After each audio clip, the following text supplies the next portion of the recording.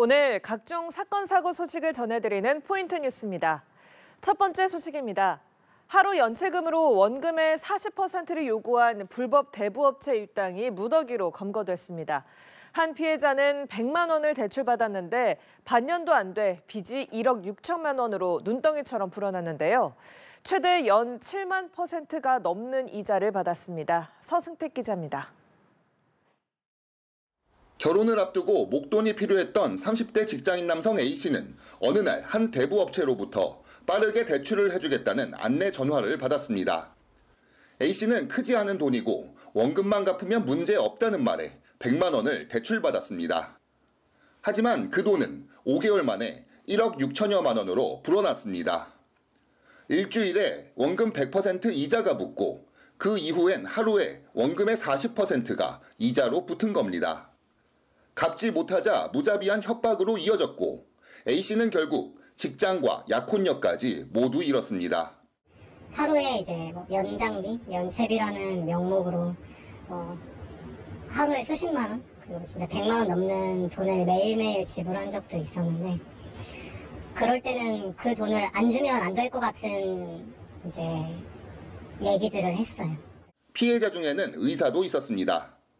병원에 고가 장비를 들어놓느라 큰 돈을 쓰면서 당장 쓸 생활비가 필요하게 되자 발을 들였고 산더미 같은 빚에 시달리다 결국 병원문도 닫았습니다. 경기남부경찰청 형사기동대는 대부업법 위반 등의 혐의로 불법 사금융업 조직 총책 배모 씨 등 29명을 검거했습니다. 배 씨 등은 지난해 6월부터 지난 7월까지 용인에 대부업 사무실을 차려놓고 피해자 553명을 상대로 연 238%에서 7만 3천%에 달하는 고금리 이자를 받아 18억 원을 갈취한 혐의를 받고 있습니다. 이들은 피해자들이 원리금을 갚지 못하면 해외 발송 문자로 가족이나 지인들에게 대출 사실을 알리겠다고 협박했습니다. 대출 실행 조건으로 받았던 셀카 동영상과 지인 연락처 등이 협박에 사용된 겁니다. 가족, 지인의 연락처, 지인을 담보로 대출을 받았다는 셀카 동영상을 요구를 했고 대출금을 제때 상환하지 않으면 피해자들에게 직접적인 협박뿐 아니라 가족, 지인들에게 대출 사실을 알리는 문자를 발송을 하고 경찰은 법정 이자율을 초과하거나 지인 연락처를 요구하는 비대면 대부업체는 불법 대부업체일 가능성이 높다며 각별한 주의를 당부했습니다. 연합뉴스TV 서승택입니다. 다음 소식입니다. 길거리나 야산에 숨겨놓으면 찾아가는 방식으로 거래하는 일명 던지기 수법으로 필로폰을 대거 유통해온 일당이 경찰에 붙잡혔습니다. 대부분 조선족인 이들은 3,000번에 걸쳐 6만 2천여 명이 함께 투약 가능한 양의 필로폰을 거래했습니다. 최지원 기자입니다. 검은 옷을 입은 남성이 길거리에 무언가를 숨기고 사진을 찍습니다. 3분 뒤 20대 남성이 숨긴 것을 찾아 가져갑니다. 일명 던지기 수법으로 필로폰을 유통하는 장면입니다. 경찰은 이렇게 수도권 일대에서 필로폰을 유통해온 일당과 마약 매수 투약자 등 122명을 붙잡았습니다. 이들 중 대부분은 조선족으로 중국인 총책 A씨와 SNS로 접촉해 3,000회에 걸쳐 필로폰 1,800여 그램을 사고 판 혐의를 받습니다. 6년 전 필로폰 수수와 소지 혐의로 중국으로 추방된 A씨는 추방된 뒤에도 국내의 마약 유통망을 다시 세워 범행을 이어갔습니다. 수사망을 피하기 위해 인적이 드물고 CCTV가 없는 곳에 마약을 묻어놓고 사진이나 영상으로 좌표를 안내하는 시기였습니다. 던지기를 할 때도 기존에는 대부분 다 주택가였습니다. 최근에는 확실히 산을 좀 많이 이용하는 것 같습니다. 일부 유통책은 붙잡힐 것에 대비해 흉기를 갖고 다니다 잠복경찰에게 휘두르기도 했습니다. 경찰은 구속된 유통책 56명을 비롯한 피의자 모두를 검찰에 넘기고 유통책들로부터 필로폰 1,600여 그램을 압수했습니다. 경찰은 중국 체류 중인 총책 A씨를 검거하기 위해 국제 공조를 요청하는 한편 A씨가 국내에 새로 유통망을 재건했을 가능성을 염두에 두고 수사 중입니다. 연합뉴스TV 최지원입니다. 조금 전 들어온 속보 내용을 전해드리겠습니다. 울산 화력발전소 붕괴 현장에서 매몰자 1명이 추가로 발견됐다는 소식이 들어왔습니다.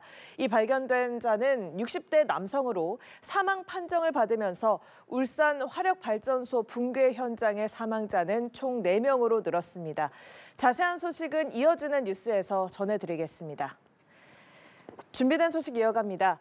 제주시 구자읍의 문화유산 보존 지역에서 무단 산림 훼손이 드러났습니다. 부동산 개발업자가 약초를 재배한다는 거짓말로 몰래 나무를 베고 땅의 형질까지 바꾼 건데요. 김나영 기자가 취재했습니다. 조선시대 통신수단이던 연대가 남아있는 제주 구자읍의 한 문화유산 보존구역입니다. 그런데 연대와 가까이 한 산림이 무단으로 훼손되며 벌거벗은 황야로 변했습니다.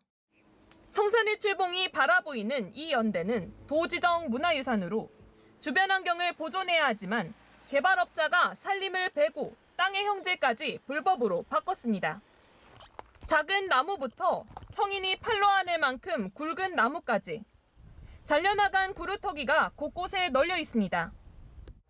부동산 개발업자 A씨가 불법으로 벌목한 나무입니다. 이 같은 나무는 1,200여 그루에 달합니다. 개발업자는 약초를 심겠다며 땅을 샀지만 속내는 달랐습니다. 임야 한 필지와 농지 3필지를 10억 원대에 사들인 뒤 연대 주변의 땅을 나눠 대부분을 문화유산 보호구역에서 빼내고 서류까지 조작했습니다. 배우자 명의로 일부 땅을 평당 1,000만 원에 거래하며 시세를 끌어올렸고 결국 4,200여 평 중 절반이 넘는 2,500평을 50억 원가량에 되팔려고 한 정황도 파악됐습니다. 피의자는 그 부동산 개발 전문가로 수천 그루의 수목을 제거하였는데 산약초 재배 등 임업에 종사하려고 주장하고 있지만 제가 포렌식한 결과 타운하우스 등 그 개발 목적이 확인되었습니다. 자치경찰은 훼손 면적이 5,000제곱미터를 넘는다며 산림 관련 특정범죄 가중처벌법을 비롯해 문화유산보호법, 산지관리법, 제주특별법 위반 혐의를 함께 적용했습니다. 연합뉴스TV 김나영입니다.